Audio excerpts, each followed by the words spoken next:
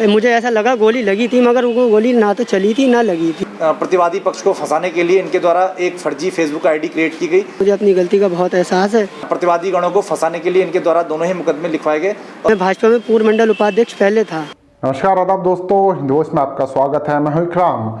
उत्तर प्रदेश से खबर सामने आ रही है जहां पर एक भाजपा नेता ने खुद को पोस्को एक्ट के मुकदमे से बचाने के लिए एक ऐसा षड्यंत्र रचा जिसमें पुलिस कई दिन तक उलझ कर रह गई।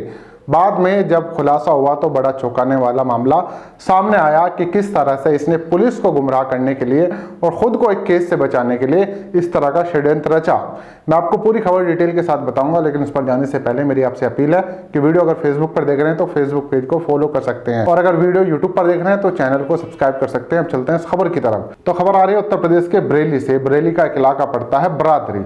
यहाँ का एक निवासी जिसका नाम शारिक, उसने एक षड्यंत्र रचा। षड्यंत्र ये रचा कि उस पर एक पोस्को एक्ट का मुकदमा दर्ज था जो वहीं का एक निवासी आसिफ और उसकी बहन ने दर्ज कराया था। अब आसिफ को बदनाम करने के लिए, उससे बदला लेने के लिए और खुद को पोस्को एक्ट से बचाने के लिए शारिक ने एक षड्यंत्र रचा जिसमें उसके दो दोस्त सैफुल्ला और अंकित शर्मा और एक दो और दोस्त, इन्होंने मिलकर एक प्लान बनाया। और प्लान ये बनाया कि आसिफ के नाम की एक फर्जी आईडी बनाते हैं, और फर्जी आईडी बनाने के लिए उन्होंने एक मोबाइल भी चोरी किया। अंकित ने उसे मोबाइल चोरी करके दिया, सैफुल्ला ने फेसबुक आईडी बनाई आसिफ के नाम की। उसके बाद आसिफ की आईडी से योगी आदित्यनाथ जो मुख्यमंत्री हैं उत्तर प्रदेश के, उनके पोस्ट पर एक भद्र टिप्पणी की गई। उसका रिप्लाई क्या, शारिक ने खुद, यानी कि आईडी खुद बनवाई और शारिक उसका रिप्लाई खुद करता है। फिर आसिफ से जान से मारने की धमकी दिलवाता है, गाली गलौज करवाता है, यानी कि वो फर्जी आईडी से। उसके बाद थाने में जाकर शिकायत दर्ज कराता है कि ये फलाना शख्स मुख्यमंत्री योगी आदित्यनाथ पर इस तरह की टिप्पणी कर रहा है और मुझे जान से मारने की धमकी दे रहा है। पुलिस जब पूरे मामले की छानबीन करती है, पता चलता है कि आसिफ नाम की आईडी आसिफ यूज नहीं कर रहा है, वो तो कहीं और यूज हो रही है और किसी चोरी हुए मोबाइल पर यूज हो रही है। उसके बाद पता लगाया जाता है तो शारिक का नाम सामने आता है, और जिसमें शारिक के कई दोस्त, जैसे मैं आपको बता चुका हूं, अंकित जिसने मोबाइल चुराया था, बबलू जिसने फोन कर कर धमकी दी थी, उसके अलावा सैफ जिसने ये पूरी आईडी बनाई थी, पूरा तरह खेल रचा था। तो पुलिस ने इस चीज का खुलासा कर दिया।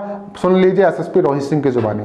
थाना बारादरी पर दो अलग अलग दिनांकों में शारिक नाम के व्यक्ति के द्वारा, एक व्यक्ति हैं कासिफ सकलैनी, इनके ऊपर दो अलग अलग मुकदमे लिखवाए गए। जिसमें पहला मुकदमा था एक आईटी एक्ट के अंतर्गत पंजीकृत किया गया था कि उस फेसबुक आईडी से इनको एक पार्टी विशेष से जुड़े होने के कारण धमकी मिल रही है और लोग उस पर आपत्तिजनक टिप्पणी कर रहे हैं। इसी तरह से दूसरा मुकदमा इनके ऊपर 307 का इनके ऊपर हमला किया गया गोली चलाने को लेकर, जिसमें वादी के द्वारा 307 का मुकदमा फिर से जो इसमें कासिफ सकलैनी है उनके ऊपर दर्ज किया गया।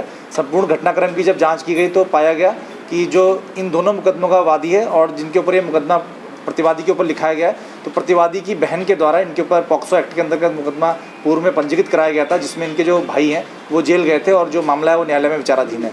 इस वजह से प्रतिवादी पक्ष को फंसाने के लिए इनके द्वारा एक फर्जी फेसबुक आईडी क्रिएट की गई, और उस फर्जी फेसबुक आईडी को क्रिएट करने के लिए इनके द्वारा जो फ़ोन है, मोबाइल फ़ोन और सिम जो है वो चुराया गया, और उस फ़ोन के द्वारा इसमें फेसबुक आईडी जनरेट की गई और उस आईडी के द्वारा फिर इनके ऊपर ही टिप्पणी कराई गई।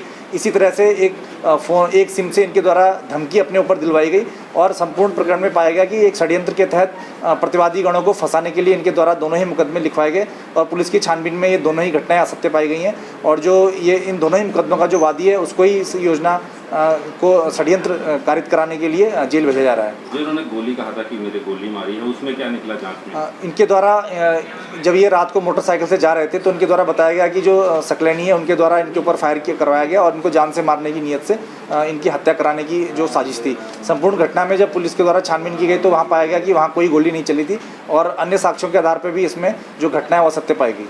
तो इसमें एसएसपी रोहित सिंह ने सब बता दिया कि किस तरह से इन लोगों ने ना सिर्फ धमकी दिलवाई, खुद को गाली गलौज दिलवाई, मुख्यमंत्री योगी आदित्यनाथ की जो पोस्ट है उस पर भद्र टिप्पणियां करवाई और खुद पर गोली भी चलवाने जैसे कार्यक्रम इसने किया।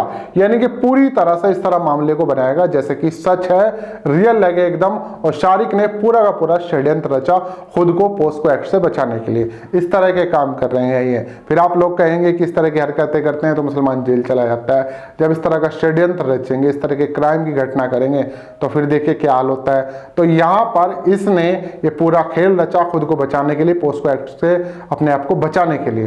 पुलिस ने गिरफ्तार कर लिया, उसके जितने सहयोगी थे सबको जेल भेज दिया। तो ये खबर आ रही थी उत्तर प्रदेश के बरेली से। अब आप लोगों का इस खबर पर क्या कहना है नीचे कमेंट कर सकते हैं, इस खबर को ज़्यादा से ज़्यादा शेयर कर सकते हैं। दोस्तों मिलते हैं किसी और नई खबर के साथ।